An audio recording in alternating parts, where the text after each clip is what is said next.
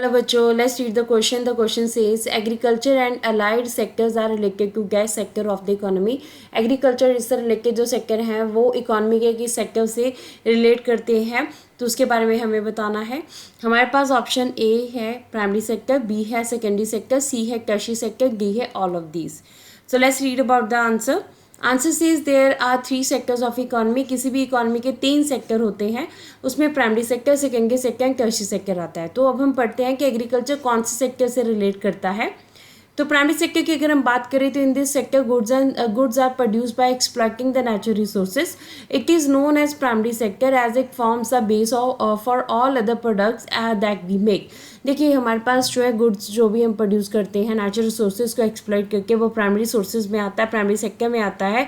अब यहाँ पे क्या होता है कि हम जो प्रोडक्ट बनाते हैं वो प्रोडक्ट दूसरे जो प्रोडक्ट्स होते हैं उनका बेस होते हैं. Most of the natural products are from agriculture and allied services. ज़्यादातर हमारे पास जो है एग्रीकल्चर से ही मेनली हमारे पास प्रोडक्ट आते हैं, और उसके अलाइड सर्विसेज जैसे कि डेयरी हो गया, फिशिंग हो गया, फॉरेस्ट्री हो गया. इसीलिए इस सेक्टर को एग्रीकल्चर एंड रिलेटेड सेक्टर भी कहा जाता है. तो हमारे पास प्राइमरी सेक्टर एक ऐसा सेक्टर है जिसमें हम लोग एग्रीकल्चर और उससे अलाइड सेक्टर्स से रिलेटेड एक्टिविटीज़ आती हैं. तो आंसर हमारे पास क्या आएगा? Primary sector. ऑप्शन ए जो है हमारे पास राइट आंसर बनेगा.